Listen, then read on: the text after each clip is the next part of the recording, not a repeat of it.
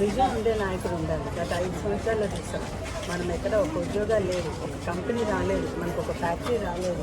ఇది DSC notification అన్నారు, ఇదిగో అన్నారు, అదిగో అన్నారు, ఏమీ ఇవ్వలేదు. ఖచ్చితంగా విజన్ ఉండే నాయకుడు చంద్రబాబు నాయుడు గారు, నారాయణ గారు లాంటి విజన్ ఉన్న నాయకుడు వస్తే మన బిడ్డలకు భవిష్యత్తు బాగుంటుంది. తప్పకుండా అందరూ సపోర్ట్.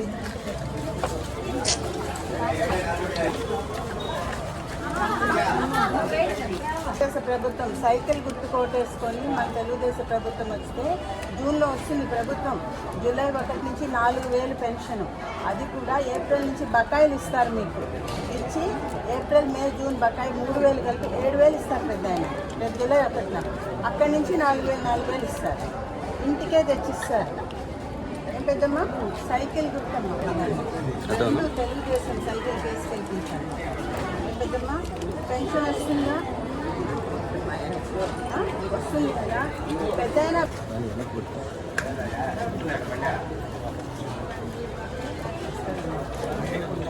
రెండు ఓట్లు, ప్రతి ఒక్కరికి 2 ఓట్లు.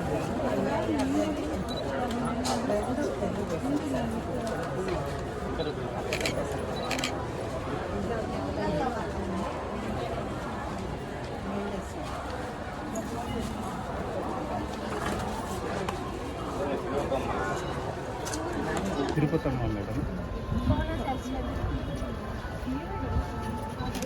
మాకు తప్పకుండా ప్రతి ఒక్కరికి 2 ఓట్లు ఉంటాయి. ఎమ్మెల్యేగా ఎంపీ 2 ఓట్లు తెలుగుదేశం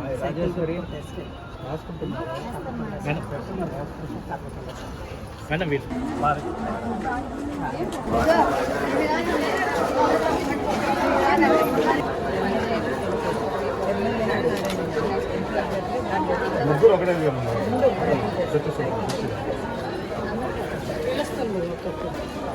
తప్పకుండా ప్రతి ఒక్కరికి 2 ఓట్లు ఉంటాయి. ఎమ్మెల్యేగా ఎంపీ అభ్యర్థిగా 2 తెలుగుదేశం సైకిల్,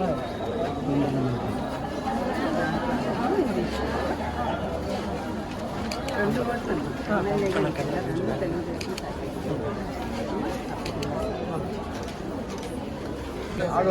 తెలుగుదేశం సైకిల్. ఇంకా ఎవరైనా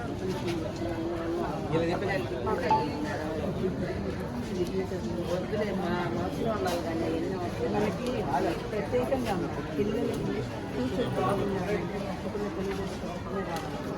గడిచిన 5 సంవత్సరాలు ఏం ఫ్యాక్టరీ లేవు, కంపెనీ లేవు, డిఎస్సి నోటిఫికేషన్ అన్నారు, అది 5 సంవత్సరాలు అయిపోయింది, ఏం చేయలేదు. మనకు తప్పకుండా విజన్ ఉండే నాయకుడు రావాలి. విజన్ ఉండే నాయకుడు అంటే నారాయణ గారు, చంద్రబాబు నాయుడు గారు. విజన్ ఉండే నాయకుడు వస్తే మన పిల్లల యొక్క భవిష్యత్తు బాగుంటుంది. తప్పకుండా అందరూ సహాయం. ఎంపీ అభ్యర్థిగా వేమిరెడ్డి ప్రభాకర్ రెడ్డి గారిని వారి యొక్క అమూల్యమైన ఓటు సైకిల్ గుర్తుకు వేసి వాళ్ళిద్దరినీ గెలిపించమని ప్రతి ఒక్కరిని కోరుతూ ముందుకు వెళ్ళటం జరుగుతోంది. ఈ సందర్భంగా వారి యొక్క స్పందన అయితే చాలా అనూహ్యంగా ఉంది. చక్కగా ఆహ్వానించి, చక్కగా మాట్లాడి ఖచ్చితంగా వేస్తాము అని చెప్పి భరోసా ఇచ్చి పంపించడం జరుగుతోంది. ప్రతి ఒక్కరూ కలిసిన ప్రతి ఒక్కరూ ఇదే విధిగా చెప్పి పంపించారు.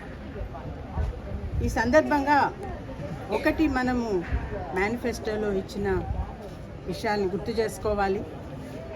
బీసీలకి, ఎస్సీలకి, ఎస్టీలకి బాబు గారు ప్రత్యేకించి 50 సంవత్సరములు దాటిన వారికి 4,000 పెన్షను ఇస్తాము అని చెప్పి, వాళ్ళకి కూడా వర్తింపజేస్తాము అని చెప్పి భరోసా ఇవ్వటం జరిగింది. మేనిఫెస్టోలో ఆ విధంగా రూపొందించడం జరిగింది.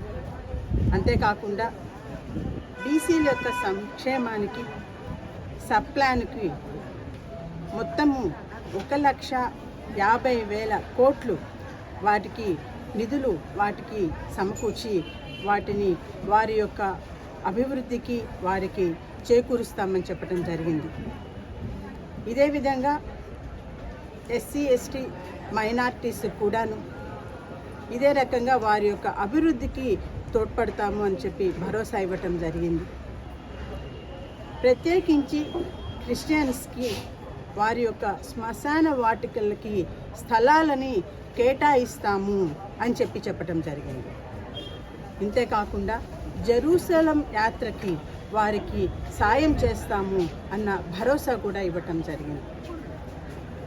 ప్రతి ఒక్క సంక్షేమ పథకాలు ప్రతి ఒక్కళ్ళకి, అది బీసీలకు అయిండొచ్చు, ఎస్టీలకు అయిండొచ్చు, ఎస్సీలకు అయిండొచ్చు, కార్మికులకు కానివ్వండి, లేకపోతే చేనేత కార్మికులకు కానివ్వండి, ఇంకొక నిర్మాణ రంగ కార్మికులకు కానివ్వండి, ప్రతి ఒక్కరికి ఎవరికి ఏది అవసరం, ఎవరికి ఏది కావాలి, వారికి ఏది ఉంటే వారి యొక్క జీవన ప్రమాణం ఇంకా కొంత మెరుగ్గా ఉంటుంది అన్న ఆలోచన చేసి ప్రతి ఒక్కరికి అనువుగా మేనిఫెస్టోను రూపొందించడం జరిగింది. అది ప్రజలకు కూడా ప్రతి ఒక్కరికి అర్థమైంది. మా కోసం చంద్రబాబు నాయుడు గారు ఇవన్నీ చేస్తున్నారు. వీటికన్నిటికన్నా మించి యువతకి ఉద్యోగ అవకాశాలు, మొదటి సంతకం మెగా డిఎస్సి పైనే అని చెప్పటం, అది వాళ్ళకి వారి యొక్క పిల్లల యొక్క భవిష్యత్తుకి చాలా భరోసా ఇచ్చినట్టు అయింది. దానితో అది ఒకటి, ప్లస్ విజన్ ఉన్న నాయకుడు, మన రాష్ట్రానికి కంపెనీస్ తీసుకొని రాగల సత్తా ఉన్న నాయకుడు, తర్వాత అదే రకంగా ఫ్యాక్టరీస్ పెట్టుబడులు వస్తాయి, తద్వారా మా పిల్లల యొక్క భవిష్యత్తు బాగుంటుంది అని చెప్పి ఇక్కడలో తెలుస్తోంది.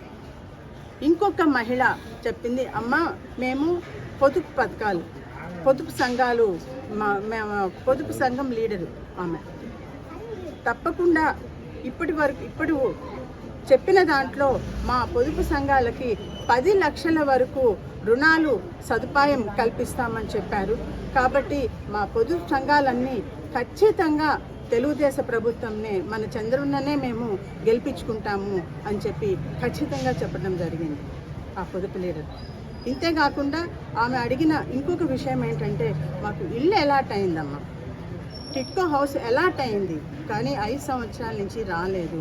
దయ ఉంచి వచ్చిన వెంటనే మాకైతే ఆ ఇల్లు ఇప్పించండి. నేను చెప్పాను, సారు ఇచ్చిన వాగ్దానాల్లో మొదటి వాగ్దానం అదే. ఏదైతే ఇళ్ళు పూర్తయి ఉన్నాయో, వాళ్ళకి ఎవరికైతే అలాట్ అయి ఉన్నాయో, మన ప్రభుత్వం రేపు వచ్చిన తర్వాత మొదటి చేసేది ఆ ఇల్లు అన్నీ వాళ్ళకి హ్యాండ్ ఓవర్ చేయటమేను. కాబట్టి మీరు అస్సలు దాని గురించి ఆలోచించాల్సిన అవసరమే లేదని చెప్పి వాళ్ళకి భరోసా ఇవ్వడం జరిగింది. కాబట్టి ప్రతి ఒక్కళ్ళు ఆల్రెడీ డిసైడ్ అయిపోయి ఉన్నారు, ఖచ్చితంగా మేము తెలుగుదేశానికే ఓటేసుకుంటాము, సైకిల్ గుర్తుకే ఓటేస్తాము, తద్వారా ఎమ్మెల్యేగా పొంగూరు నారాయణ గారినే మేము బలపరుస్తాము, నారాయణ గారినే గెలిపించుకుంటాము, వేమిరెడ్డి ప్రభాకర్ రెడ్డి గారినే గెలిపించుకుంటాము, తద్వారా రాష్ట్ర నిధుల నుంచి నారాయణ గారు పెట్టుబడులు తీసుకొని వచ్చి నెల్లూరుని అభివృద్ధి చేస్తారు.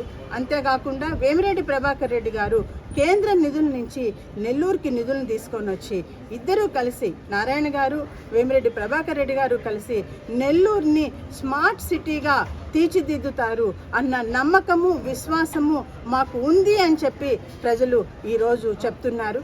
ఖచ్చితంగా తెలుగుదేశం పార్టీకే ఓటేస్తామంటున్నారు, సైకిల్ గుర్తుకే ఓటేస్తామన్నారు.